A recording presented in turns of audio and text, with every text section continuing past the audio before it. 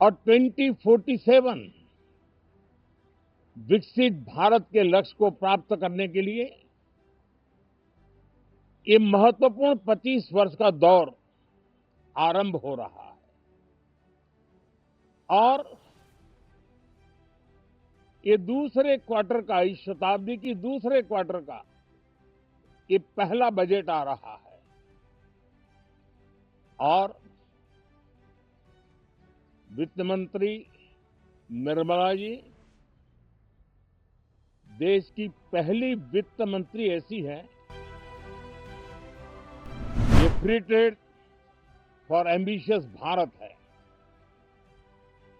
ये free trade for aspirational youth है, ये फ्री ट्रेड फॉर आत्मनिर्भर भारत है। और मुझे पक्का विश्वास है, खास करके जो भारत के मैन्युफैक्चरर्स हैं,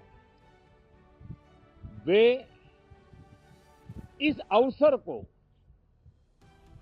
अपनी क्षमताएं बढ़ाने के लिए करेंगे। अब तो बहुत बड़ा बाजार खुल गया,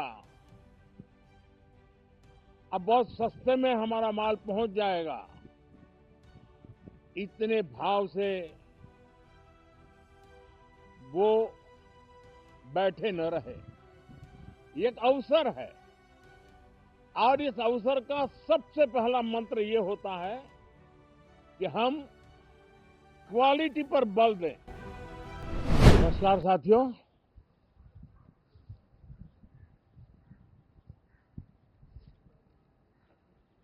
कल राष्ट्रपति जी का उद्बोधन 140 करोड़ देशवासियों के आत्मविश्वास की अभिव्यक्ति था। 140 करोड़ देशवासियों के पुरुषार्थ का लेखा जोखा था और 140 करोड़ देशवासी और उसमें भी ज्यादातर युवा उनके एस्पिरेशंस को रेखांकित करने का बहुत ही सटीक उद्बोधन सभी सांसदों के लिए कई मार्गदर्शक बातें भी कल आदरणीय राष्ट्रपति जी ने सदन में सबके सामने रखी है। सत्र के प्रारंभ में ही और 2026 के प्रारंभ में ही आदरणीय राष्ट्रपति जी ने सांसदों से जो अपेक्षाएं व्यक्त की हैं, उन्होंने बहुत ही सरल शब्दों में राष्ट्र के मुखिया के रूप में जो भावनाएं व्यक्त की हैं, मुझे पूरा विश्वास है कि सभी माननीय सांसदों ने उसको गंभीरता से लिया ही होगा और ये सत्र अपने आप में बहुत ही महत्वपूर्ण सत्र होता है। ये बजट सत्र है। 21वीं सदी का एक चौथाई हिस्सा बीत चुका है। ये दूसरे चौथाई का प्रारंभ हो रहा है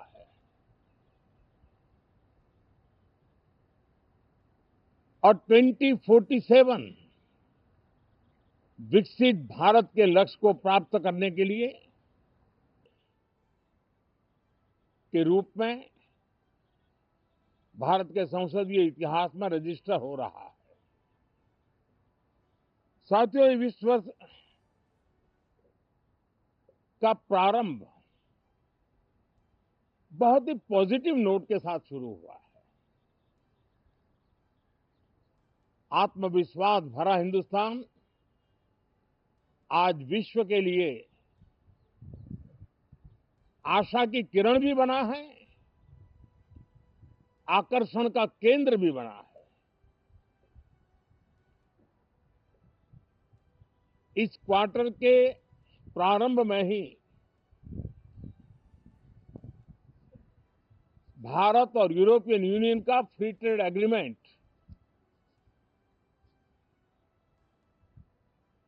आने वाली दिशाएं कितनी उज्जवल है,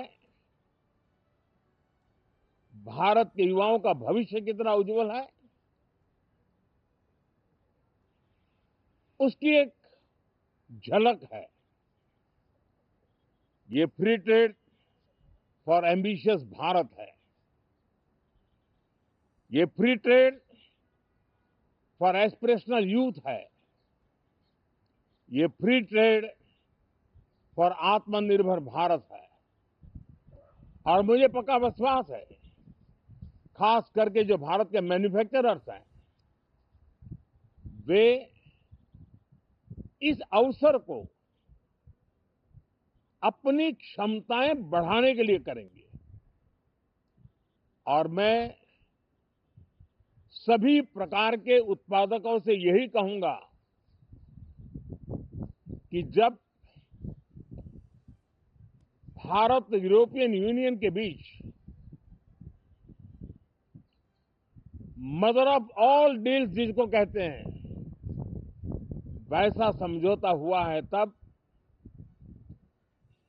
मेरे देश के उद्योगकार, मेरे देश के मैन्युफैक्चरर्स अब तो बहुत बड़ा बाजार खुल गया,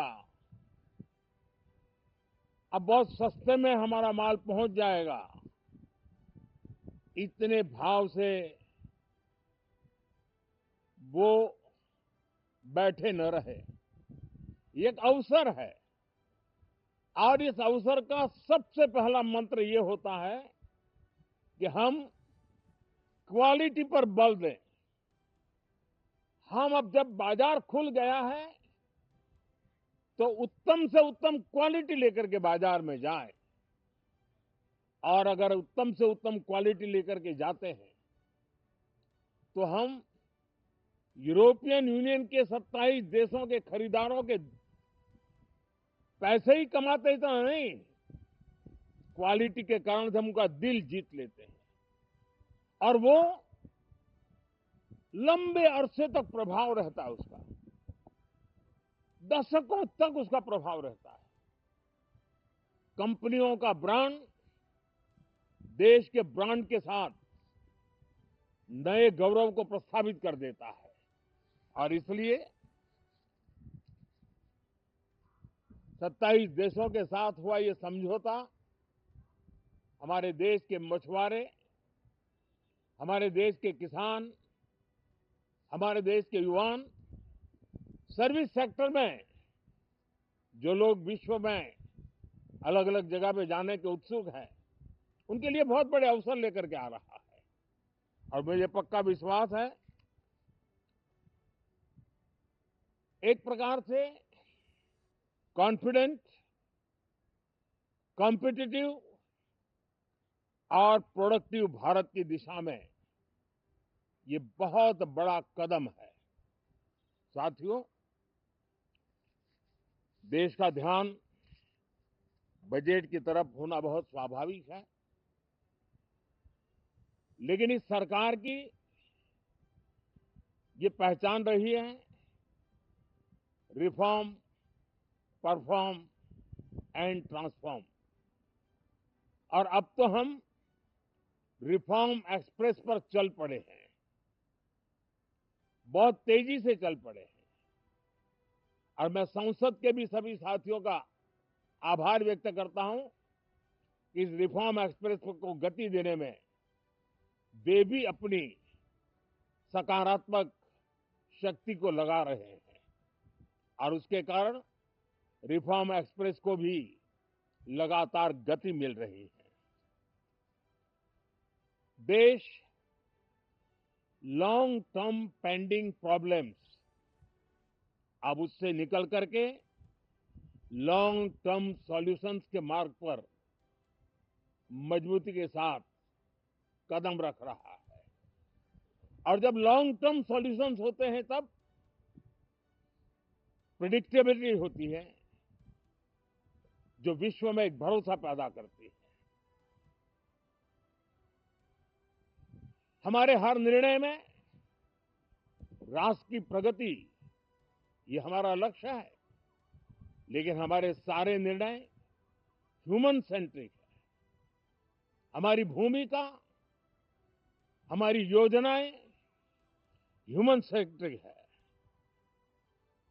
हम टेक्नोलॉजी के साथ स्पर्धा भी करेंगे, हम टेक्नोलॉजी को आत्मसात भी करेंगे, हम टेक्नोलॉजी के सामर्थ्य को स्वीकार भी करेंगे, लेकिन उसके साथ साथ हम मानव केंद्रीय व्यवस्था को जरा भी कम नहीं आंकेंगे। हम संवेदनशीलता की महत्व को तो समझते हुए टेक्नोलॉजी की जुगलबंदी के साथ आगे बढ़ने के व्यू के साथ आगे सोचेंगे। जो हमारे टीकाकार रहते हैं साथी,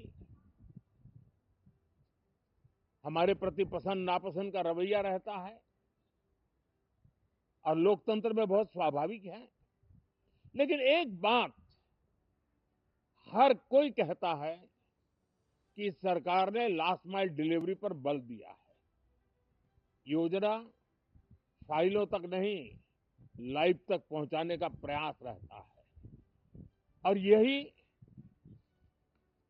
हमारी जो परंपरा है उसको हम आने वाले दिनों में रिफॉर्म एक्सप्रेस में नेक्स्ट जनरेशन रिफॉर्म के साथ आगे बढ़ाने हैं। भारत की डेमोक्रेसी और भारत की डेमोग्राफी आज दुनिया के लिए एक बहुत बड़ी उम्मीद है। तब इस लोकतंत्र के मंदिर में हम विश्व समुदाय को भी कोई संदेश दें, हमारे सामर्थ्य का, हमारे लोकतंत्र के प्रति समर्पण का, लोकतंत्र की प्रक्रिया के द्वारा हुए निर्णयों का सम्मान करने का ये अवसर है और विश्व इसको जरूर स्वागत भी करता है, स्वीकार भी करता है। आज जिस प्रकार से देश आगे बढ़ रहा है, आज समय व्यवधान का नहीं है, आज समय समाधान का है। आज प्राथमिकता व्यवधान नहीं है, आज प्राथमिकता समाधान है। आज भूमिका व्यवधान के माध्यम से रोते बैठने की नहीं है, आज हिम्मत के साथ समाधानकारी निर्णयों का कालखंड है। मैं सभी माननीय सांसदों से आग्रह करूंगा कि वे आए, राष्ट्र के लिए आवश्यक समाधानों के दौर को हम गति दें, निर्णयों को हम शक्ति दें और लास्ट माइल डिलीवरी में हम सफलतापूर्वक आगे बढ़ें। साथियों, आप सबका बहुत बहुत धन्यवाद, बहुत बहुत शुभकामनाएं।